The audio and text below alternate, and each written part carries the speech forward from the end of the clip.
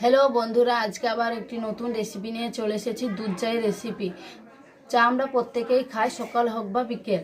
আজকে আমি যেভাবে চা বানাই সেভাবে চা বানিয়ে দেখাবো। এর জন্য যে যে উপকরণ লাগবে সেগুলো হলো, এখানে আমি জল নিয়েছি একটা গ্লাসে, আর একটা গ্লাসে দুধ নিয়েছি, দুটোই সমান করে নিয়েছি। আর এখানে নিয়েছি চিনি, আর চাপাতি নিয়েছি, আর দুটো তেজপাতা, গ্রেট করে রাখা আদা, দুটো এলাচ, কয়েকটা লবঙ্গ, আর এখানে নিয়েছি গোলমরিচ। তাহলে চলুন রেসিপিটা শুরু করা যাক। এবার গ্যাসে আমি একটি প্যান বসিয়ে দিয়েছি। এবার এর মধ্যে দিয়ে দেবো জল।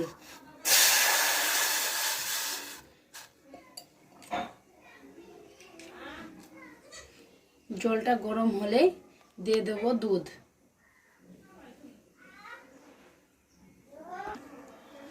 এবার এর মধ্যে দিয়ে দেবো দুধ।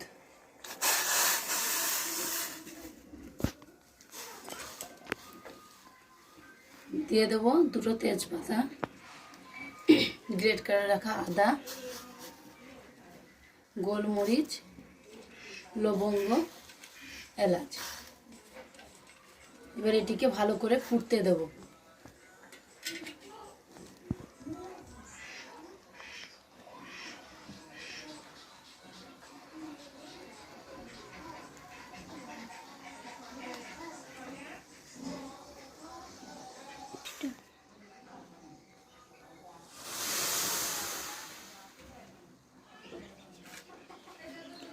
দুধটা ফুটে গিয়েছে। এবার এর মধ্যে দিয়ে দেবো চিনি। চিনি পরিমাণ মতো দিতে হবে, যে যেরকম মিষ্টি পছন্দ করেন আপনারা।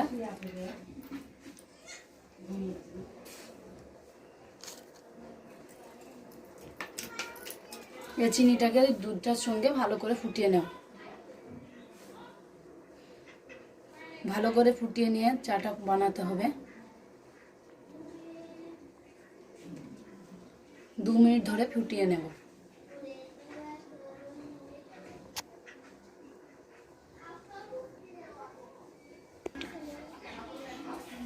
দু মিনিট মতো ফুটিয়ে নিয়েছি। এবার এর মধ্যে দিয়ে দেবো চাপাতি।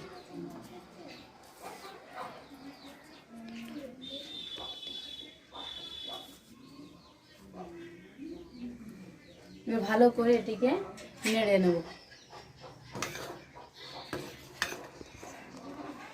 কি সুন্দর চা থেকে গন্ধ বের হচ্ছে। আপনারা পাচ্ছেন না, আমি পাচ্ছি। আপনারা বাড়িতে ট্রাই করবেন, আর করে আমাকে কমেন্টে জানাবেন কেমন হয়েছে। অবশ্যই ভালো হবে চাটা। দেখুন বন্ধুরা, আমাদের চাটা হয়ে গিয়েছে। এবার এটিকে নামিয়ে নেব। দেখুন কি সুন্দর কালার হয়েছে চায়ে।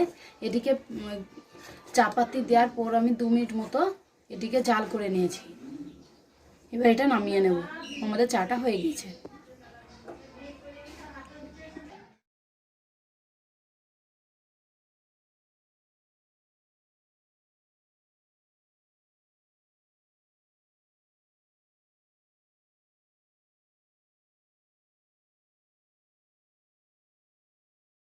বন্ধুরা, এই রেসিপিটি যদি আপনাদের ভালো লাগে তাহলে আমাকে কমেন্টে জানাবেন কেমন হয়েছে, আর ভিডিওটিকে লাইক করবেন, আর অবশ্যই আমার চ্যানেলটিকে সাবস্ক্রাইব করবেন পরবর্তী ভিডিও দেখার জন্য। আজকের মতো এখানেই শেষ করছি। আবার কোনো অন্য দিন আবার কোনো রেসিপি নিয়ে হাজির হব।